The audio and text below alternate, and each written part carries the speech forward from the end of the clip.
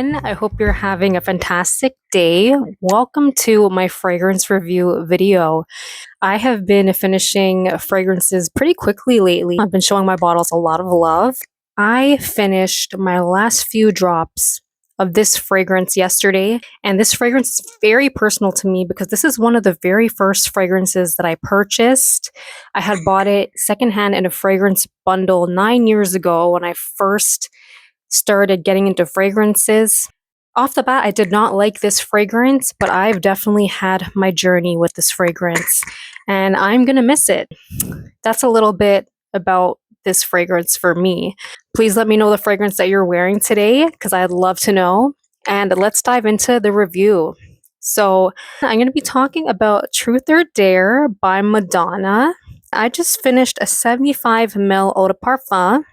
This fragrance was released in 2012. It comes in, I believe, a travel spray. There's also another flanker called Truth or Dare Naked, which I haven't smelled before. This fragrance retailed for about $40, I think, back in the day. Because it's a celeb fragrance, it's not too expensive. A pretty good quality celeb fragrance. This is very impressive. Let's have a look at the bottle closely. This is a very beautiful bottle. I love the beautiful glass white opaque going on. It's thin but looks so large because it's so tall, stands tall like a queen. And, when you look at the cap too, it's studded and it looks like a crown. Madonna's a queen, y'all. So this is definitely very fitting. This is studded. So that's like the edgy factor. So you have truth, like the whiteness, truth, purity, and then the daring aspect here with the studded edges. And I know that Madonna was going for the edginess with these edges. It also goes around the back too. And then the symbolism here, Truth or Dare by Madonna. Simplistic, beautiful, classy. Very nice. Pretty linear spray. Like when you spray it out, it's see, it's like completely empty. But it's a pretty linear spray. It doesn't give you like a big mist or anything. Pretty linear, but it's a very nice bottle. I do like the bottle. Very unique. So let's talk about the notes. In the top, there is tuberose, gardenia, and neroli. In the heart, jasmine, benzoin, and lily. And in the base, vanilla, amber, and musk. And I'm looking at Fragrantica's website, pulling these notes. When I'm talking about the overall first impression of this fragrance, I mainly smell gardenia. Very photorealistic of a gardenia flower. If you've ever smelled the actual blooms of gardenia, this smells a lot like it. Very photorealistic to me. You smell the intensity, the creaminess, the richness of the bloom. It smells stunning. I think the tuberose adds a little something extra to the gardenia. To me, it's giving photorealistic gardenia. However, you do detect a little bit of the tuberose.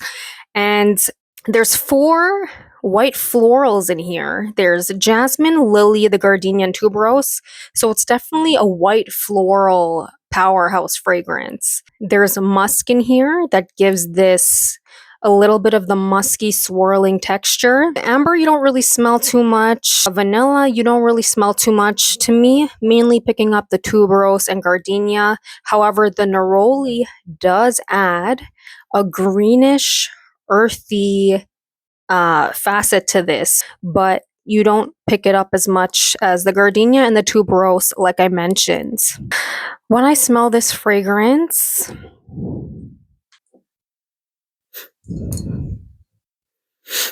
I think it smells so elegant and it smells so lovely. Such a lovely white floral fragrance. So a little backstory about this fragrance is that it's actually inspired by Madonna's mother. She wanted to create a fragrance that reminded her of her mom, and her mom always wore this vintage fragrance called Fracas by Robert Piguet, and that fragrance came out in 1948. She is reminded of her mom when she smells that fragrance, and she wanted to make something that smelled modern, that was a fragrance that she would enjoy wearing herself. So that's a little bit of the backstory of the fragrance, and I think she definitely captured that in this fragrance. Never smelled Fracas, so I can't say too much on that, but looking at the notes of Fracas, there's a little bit of an overlap with this fragrance, but this definitely has a modern feel to it. I don't think it smells vintage. It is pretty linear, I would say, but it is the best kind of linear fragrance. The performance of this is great for a celeb fragrance, lasts about 6 to 7 hours, could definitely fill a room when you spray this all over yourself. At the very least, arm's length projection, if not more, definitely leaves a moderate trail with this. It is a fragrance that will get you noticed, which makes it perfect for special occasions. I don't think this is a work appropriate fragrance because it is very heady and smells intense, kind of polarizing. I don't think this is fit for the workplace, but again, perfect for special occasions. Versatile in a sense because you could wear it year round, any season, day or night. Casual outings, on a date night, this would work really well. Not for professional settings. It's definitely a feminine leaning fragrance. I bought this in my early 20s, and I think this would work for people in their 20s onward. It's definitely not a teenage fragrance.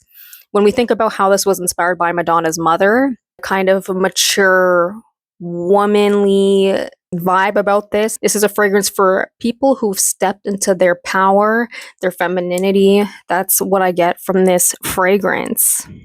I think that people who like tuberose and gardenia 100% would love this fragrance. If you don't like tuberose and gardenia, steer clear of this because that is, again, the gist of what you smell. I don't think it's necessarily blind buy safe. The white florals in this are very intense. It can be polarizing for people who are not familiar with those notes. And it's very strong and heady. Like I mentioned, you're either going to love it or you're going to hate it. So I don't think it's blind buy safe. Would I repurchase this fragrance? Probably not. Probably not.